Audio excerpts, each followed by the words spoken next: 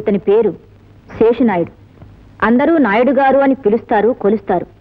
కోర్టుకెక్కకుండా నోట్లు చెల్లగొట్టుకుంటూ వస్తున్న శేషునాయుడు ఈ పల్లెలోకి ఎలా ప్రవేశించాడంటే... ఎవరు బాబు మీరు? బ్రతుకు తెరువు కోసం భార్యా బిడ్డలతో సహా బయలుదేరి వచ్చాను. ఎవరింటికి వచ్చారేంటి? మీ ఊళ్ళో ఉన్న కోటకెళ్ళి రాజాగారిని అడిగి ఏదైనా పనిలో చేరదామని. వారు పోయాక కోట తలుపులు మూసేశారయ్యా. ఇప్పుడు మేము ఎక్కడికి వెళ్ళాలి, ఎలా బతకాలి? దారేంటి భగవంతుడా? అరే ఏందయ్యా బాధపడతావు? బతికుంటే బతుకు తిరిగేం కొనలేదు. మా ఊరేం గుడ్డుపోలేదు. మా ఇంటికి వెళ్దాం, పద పదమ్మా. అరే ఏందయ్యా పసిపిల్లలాగా? మీరు దేవుడు బాబు. పదండి పదండి. శేషయ్య, ఏదో దారి దొరికేదాకా ఏళ్ళకింత తింటూ తోచింది చేస్తూ మా ఇంట్లోనే ఉండండి. మీరు దేవుళ్ళటోరు బాబు. మీ రుణం నేను ఈ జన్మలో తీర్చుకోలేను. ఆ వెంకన్న బాబుని నమ్ముకుని మొక్కుకున్నందుకు ఆయనే మమ్మల్ని మీ పాదాల దగ్గర పడేశాడు. జోగెత్తుకుని కొండకొస్తానని మొక్కుకున్నాను. ఆ మొక్క అయిపోగానే పాలేరులో మీ పాదాల దగ్గర పడి ఉంటా. ఏడుకొండలవాడ వెంకట్రమణ, ముక్కులవాడ, ఆపద ముక్కులవాడ,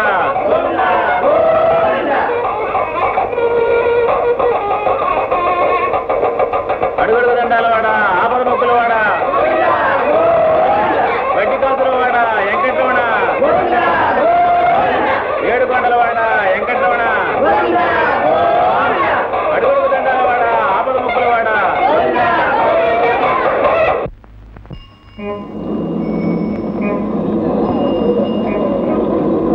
అయ్యా,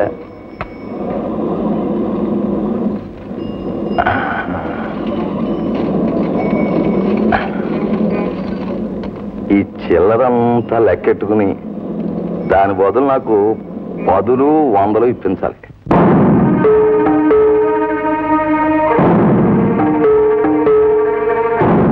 తిరుపతి ప్రసాదం చాలేదే?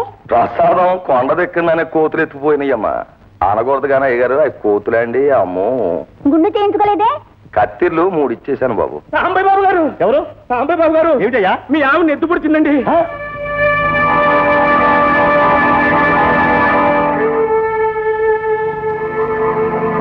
అమ్మగారు ఎలా ఉన్నారు అయ్యారు? డాక్టర్ గారు ఎలా ఉన్నారు అయ్యారు? డబ్బు తెమ్మన్నారు. ఆపరేషన్ చేస్తారట. ఏ పార్టీ? 200. ఊరంతా తిరిగాను. ఇప్పటికిప్పుడు ఎవరిస్తారు? ఈ ఏళ్లతో నాకు దానికి రుణం. అంత మాట అనకండి అయ్యారు, అంత మాట అనకండి. మీరేం దిగులు పడకండి. మా ఆరది కొంత డబ్బు దాచుకుంది, అడిగి పట్టుకుంటా. అయ్యారు అయ్యారు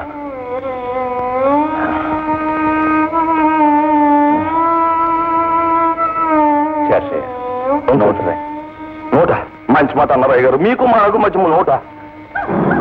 అదే తీసుకోండి. ఊరివాడివి కాదు, అయిన వాడివి కాదు. నోటి మాట కంటే నోటు రాయటం ఇద్దరికీ మంచిది. మీ చాదస్తం మీదే గాని అవతల బస్సుకి వెళితే గాని పట్నం చేరుకోలేరు. ముందు అమ్మగారిని రక్షించుకోవడం ముఖ్యం. ఆ తర్వాత నోటు రాత్రులు కానివ్వండి. ఇదిగో మీ తృప్తి కోసం ఇక్కడ సంతకం పడేయండి.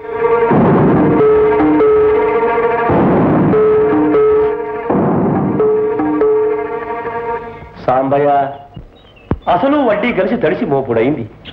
ఏం చెప్తావు? కిష్టయ్య గారు, పాపం అసలే భారీపోయి ఆయన ఇబ్బందులు ఉన్నాడయ్యా. అవునవును. సాంబయ్య, నోటు తిరిగి రాస్తావేంటయా? అదేంటది? డబ్బు ఇస్తానని చెప్పాము. ఆ పెద్ద మనిషిని ఊరి నుంచి పిలిపించామంట కదా. ఇప్పుడు ఊరుకుంటేట అప్పు కింద ఆస్తి రాసిస్తావా? అనే పిలిపించారండి.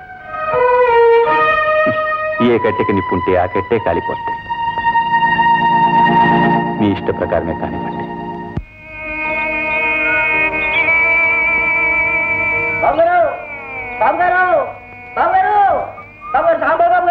బాబు బాబు ఆగండి, బాబు ఆగండి. సొంత ఊరు కనతల్లాడిది, తమకు తెలియంది కాదు. ఈ గడ్డాలు తీసుకునేవాడు అడ్డాలు పట్టుకురాడు అనుకోకండి. రండి బాబు గారు. చూడు రామయ్య, ఆ సూర్యుడు అస్తమించాల్సిందే. చీకటి పడక తప్పదు. అందుకే కదా బాబు దీపాలు వెలిగించుకునేది. అంత ఎదురు లేకపోయినా కొంత ఎదురులోనైనా బతకచ్చు. రండి బాబు గారు. ఏం మిగిలిన్నాయని రమ్మంటావు రామయ్య? బాబు గారు, ఈ రామయ్య ప్రాణాలు. రాంబయ్య గారు, రాంబయ్య గారు, మీరు పెంచిన పంట మీ చేత్తోనే మా ఇంటికి చేరిస్తే బాగుంటుందని. ఇది కూలికి పిలవడం కాదు, ఏదో బ్రతుకు తెరువు చూపించినట్టుగా ఉంటుందని. ఏ కారణం లేకుండా కూడా కాటేసే పాములుంటాయని ఇప్పుడే అర్థమైంది. దేవుడే ఉన్నాడు.